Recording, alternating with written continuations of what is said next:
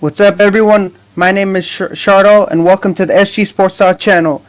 As the San Francisco 49ers win this game by a score of 31-10 at Levi's Stadium in Santa Clara, California, now I would like to welcome Maruna Pereira to the post-game show.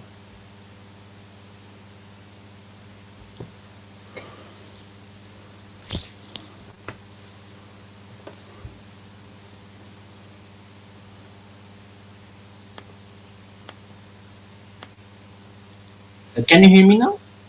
Yes, I can hear you now. Okay, cool. Um, so I think great win. You talked about this 49ers owning Rams. It happened. And I just tweeted out the most satisfying thing for me tonight was seeing the clueless face of Aaron Donald. I mean, this guy coming to San Francisco like, okay, I'm going to own you. He made some statements last year as well, but got beaten. But this year, again, Rams coming to San 49ers, who are, especially without a win at home, were able to beat 7-2 Rams. So it's incredible victory. I mean, great victory. There are areas that this team needs to improve, but overall, we played mistake-free football. I think that's what important. So great win overall.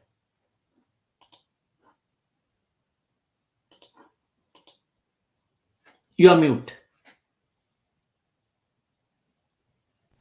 So my question to you is that do you think that it was penalties and mistakes that the Rams made, which made Not them? really, Shardul. Yes, it contributed, yes. Could you please mute while I'm talking? There is echo.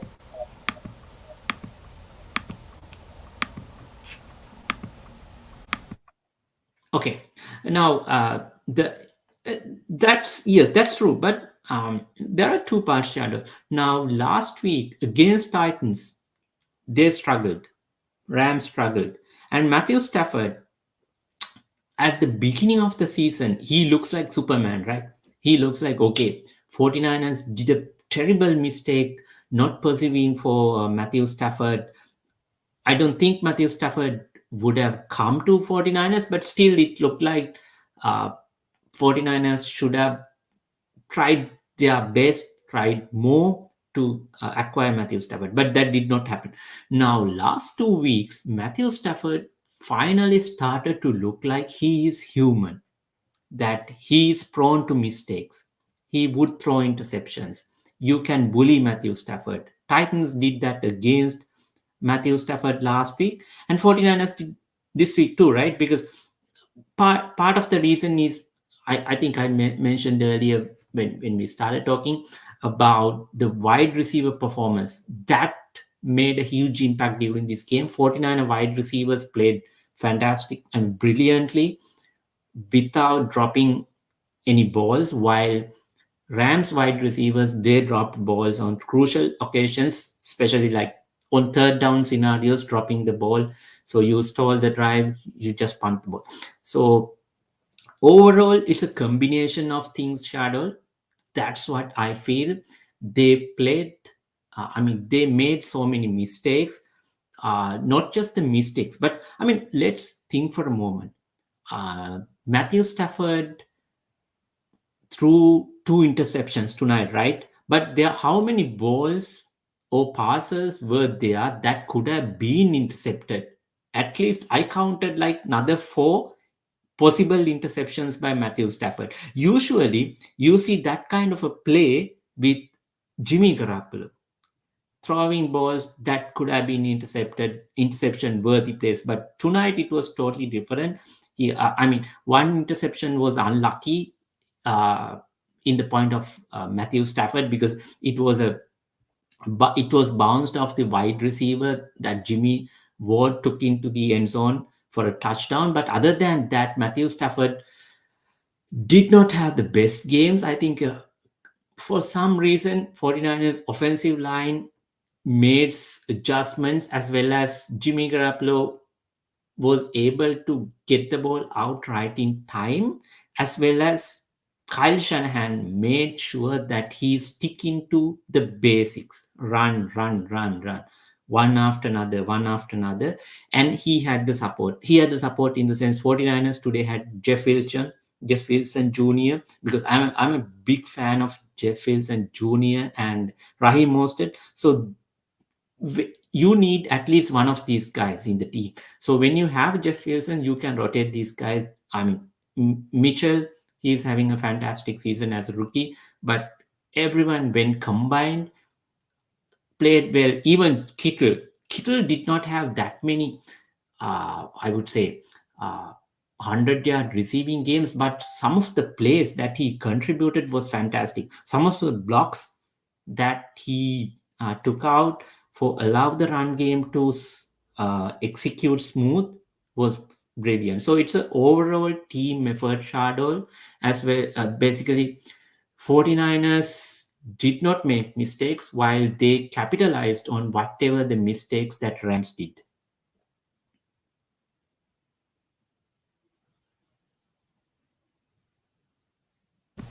So for Matthew Stafford, I know many Rams fans would wanted to see him perform like a A-lister, like a Hollywood A-lister, like so good, but looks like he didn't perform like a A-lister tonight. Exactly, Shardul. Exactly. Exactly, Shadu. Just Exactly. Just could you please mute could you while I'm please mute talking? while I'm talking? Yeah, this was the interesting thing, Shardul. This is not the first week it happened. It happened last week as well. Just wanted to say quick hi to Moses OG49er. Thank you very much for watching our show. I hope you are really proud of how the defensive backs played today, having interceptions and covering the receivers well. So coming back to Matthew Stafford, Shadow, that's what I said. He looked human. Finally, he looked human. But if you think about, I would say, just remove your 49er glasses and as a I would say impartial analyst into the game today, it's good that for Rams, it's good that happened during this middle period of the season where now they know for 2 games in a row Matthew Stafford was unable to come back from his early mistakes. He made some mistakes, not sure whether he's carrying any injury or whether it's something mental. Robert Woods is missing, he's injured. So they are trying to get some things into rhythm. So that might be the part of the reason, but he should be able to come back. But 2 games in a row, not just this game, 2 games in a row, Matthew Stafford did not play well. And another question I had is that when Kittle scored that touchdown in the end zone, the stunned look on the Rams' faces, were you expecting that from them? That Kittle's gonna do something, and then we're gonna be like, Kittle didn't do that. Like, how could Kittle do something like that?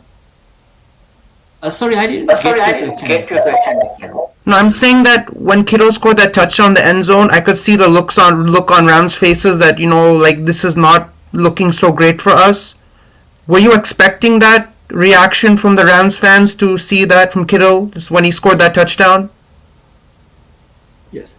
Yes. Could you please mute? Could you please mute that? Yeah, I mean that's fantastic, Shadow. Because tonight, if you, I tweeted a while ago, the look on Aaron Donald's face, he looked clueless. Not just I mean that particular occasion you mentioned about when George Kittle scored the touchdown, the entire Rams team, even Sean McVay, they looked stunned. They were trying to figure out, okay, what the hell is going over here again. We have to remember that this is the same. It's almost the same thing happening twice in a row. It happened to them in last week against Titans. uh, I think the last week was a Sunday night football game on national television. Rams, a team coming with a hot streak, team that many people do believe will go to the Super Bowl from the NFC. and you are clashing with the Titans, then you lose that game badly, then you come into 49ers, and we believed, okay, Rams are kind of like, they are hurt now. They are going to get their revenge on 49ers. But it feels like, okay, 49ers always make sure that Rams are taken care of. So not just that particular incident, Shardul, I think the team looks stunned from the very get-go when that initial interception happened, because the initial interception, if you saw it, Odell Beckham Jr., he did not run the proper route, and Jimmy Ward had the interception, and it looked like it made Matthew Stafford basically dumb, because he was throwing into two-man coverage where even the wide receiver was not even close to make a play with Jimmy Ward. So I think overall that's what happened. uh, they are trying to figure out what happened. What you said is exactly correct. They were stunned. Not just that moment. I think entire game they were just wondering what the hell is going on. So yes, So when Rams fans are stunned, was that kind of a good thing for us because we love to see fans when we do something incredible and we see the reaction from the fans, like what just happened, like he did something, and then now we're reacting to it. yes, of Yes, course. of course.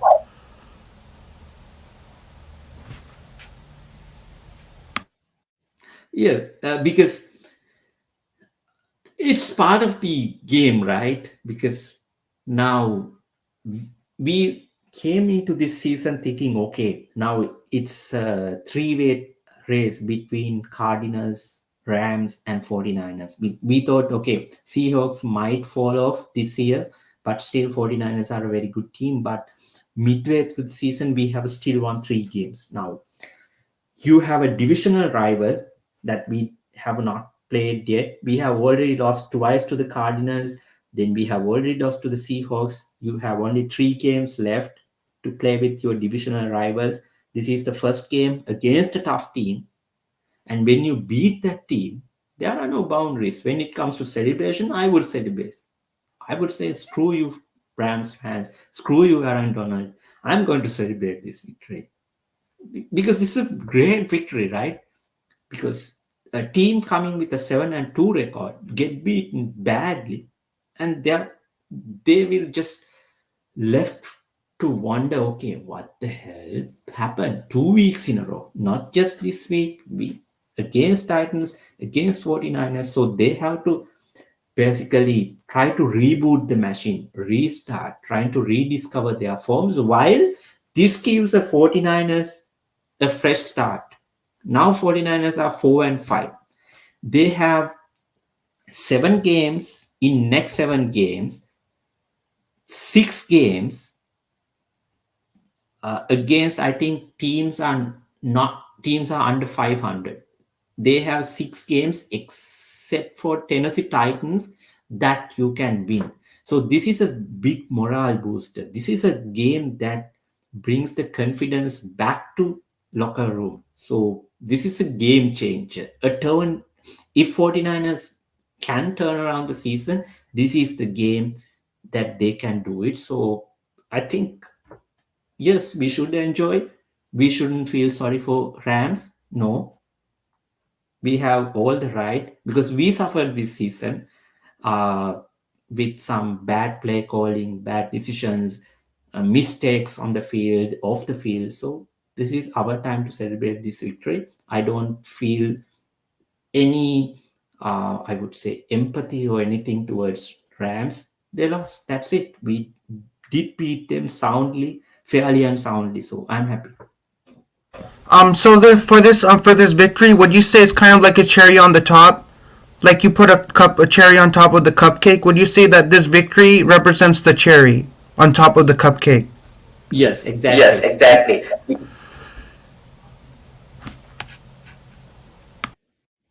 Yes, because uh, right now there was a very interesting start today. It was shown on the while during the broadcast that Sean McVay, his record against divisional rivals 49ers are the only team that he is under 500. He has a good record against Seahawks, very good record against Cardinals, but against 49ers, his overall record is 3-5.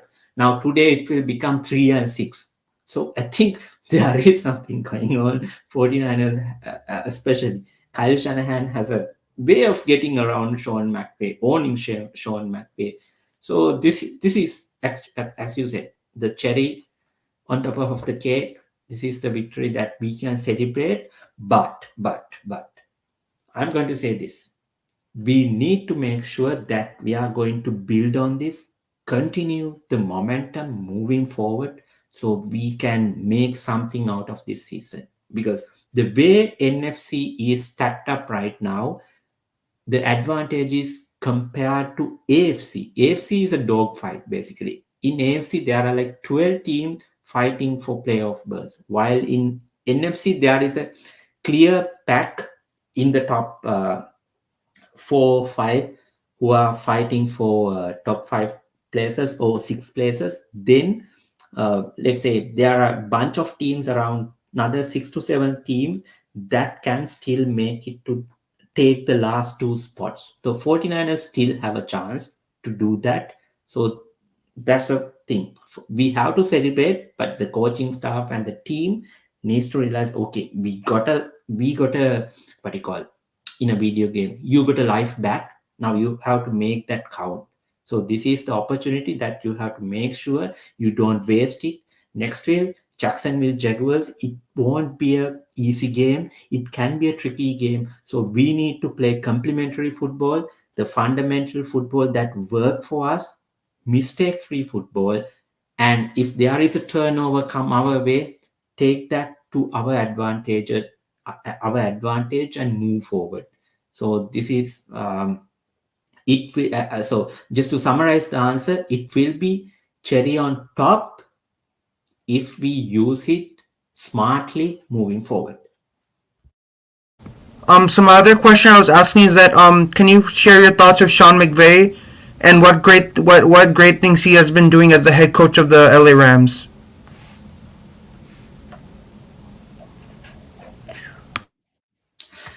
Interesting question, Shardul, because I am trying to figure it out, because I was thinking the same thing. I had the same question as you, because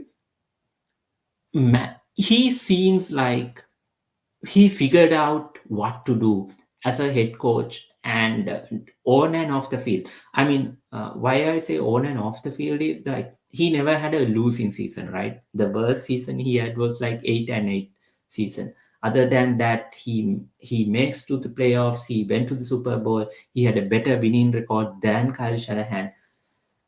And the off season, he figured out, okay, Jared Goff is basically just keeping his offense back. He can't win with Jared Goff, so he made a deal shipping Jared Goff back to Lions to get Matthew Stafford in return. Now Jared Goff is struggling in Lions, while Matthew Stafford may have, I mean, even with a loss, um, getting this team to a 7-3 record. Interesting, but I'm not sure why he's struggling against 49ers, whether it's something, when it's just bad luck. But if it is bad luck, it should be something like one-off thing, maybe 2 games. But his record right now, I mean, he has last 5 games against 49ers, so which is kind of strange. But I don't think, Shadow, that this loss makes Sean McVay a bad coach. What would make him a bad coach most probably, if he does not take this team to the playoffs, or at least make them to pass the, I would say, divisional round. He has to do that because the weapons that he has around in the team, and if this team can stay healthy. Yes, I mean, Robert Woods is missing, but still this team is relatively healthy. They have their pieces and I mean, weapons all together, so they should be able to do it. But it would be interesting how he come back from this. Most probably, I still believe he should be able to come back from this. This is probably like a mid-season setback. Mid-season setback. Okay, you're just trying to figure out things. But the uh, bad thing about this is the way they lost these two games. It's kind of demoralizing, because if you remember, Shadow, the season 2019 that 49ers went to the Super Bowl, we lost three games, right? The three games came against the Baltimore Ravens, away game against a good team. Then we lost against Seattle Seahawks, another good team, and we lost against Atlanta Falcons. We lost three games, but all these three games were within distance. It was touch and go, touch and go. Both teams had chances to win the game. 49ers missed chances. So it wasn't like 49ers were embarrassed, 49ers were totally outplayed. But these kind of games the Rams are having kind of alarming, because if you cannot come back when you make mistakes early or something, things like that, it's alarming, especially for a team that is looking to win a championship, who is in a win now mode, spending their whole draft capital, uh, getting players like Von Miller, Odell Beckham Jr., making all the moves for that championship ring. If they do not make it, if they do not get it right, it can hurt them in the long term. But still, I believe Sean McVay is a good coach, so he should be able to figure this out. Do you think that this loss for the Rams left a sour taste in the fans who have been always supporting this franchise through the thick and thin?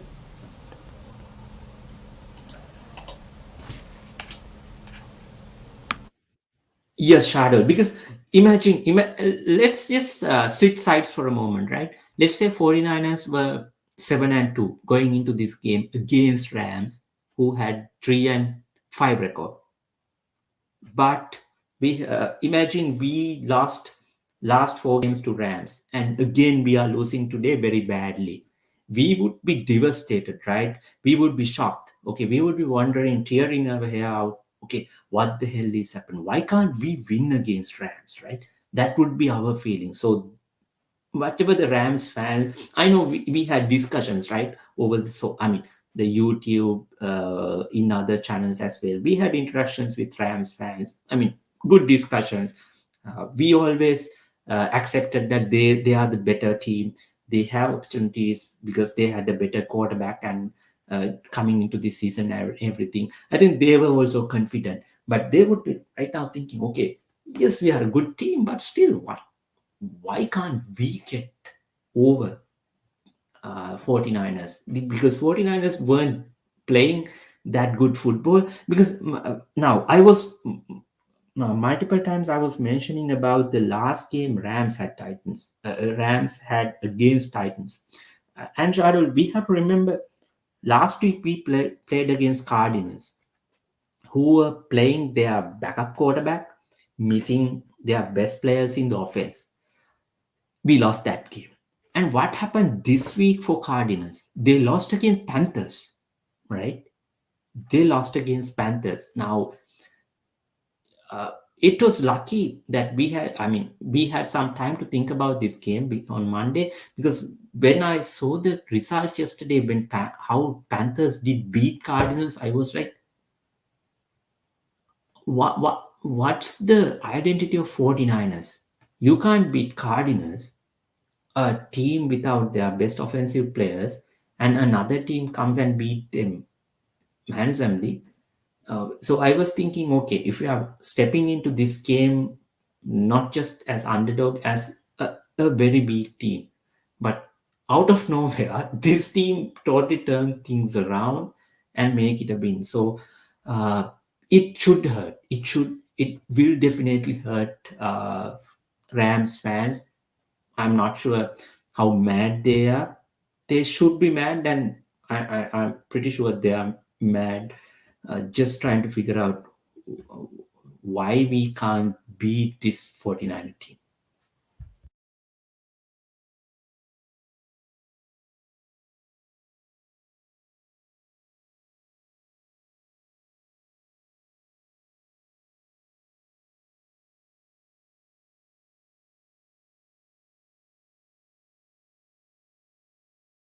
I think I finished talking about Shadow. I think you are muted.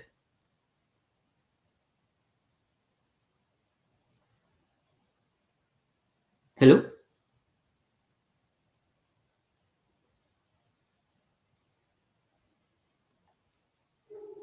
Hello?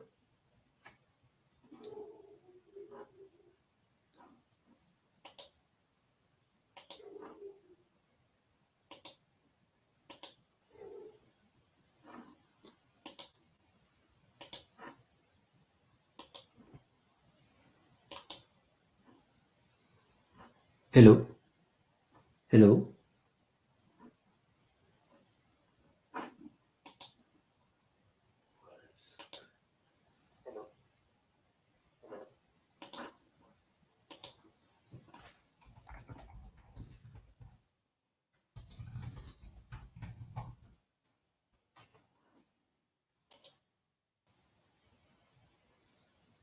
Hello?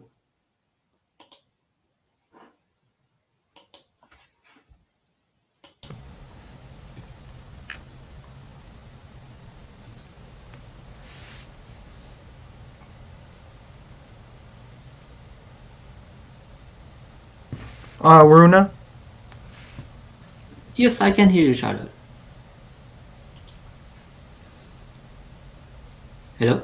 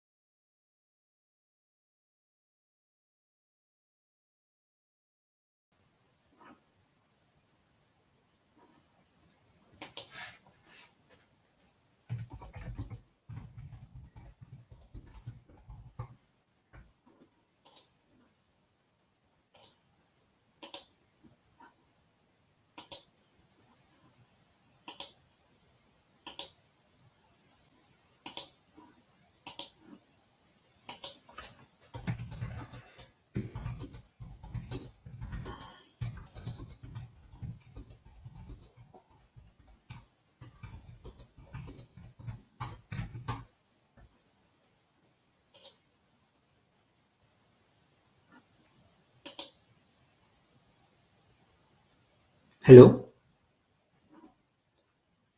Hello? Hello?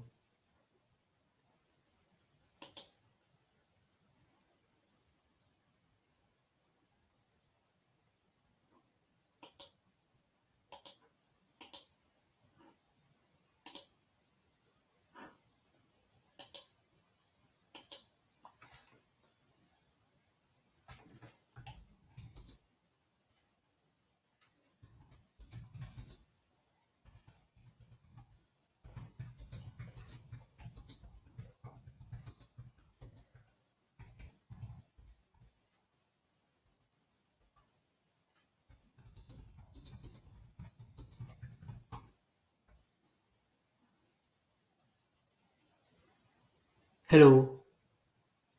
Hello? Hello?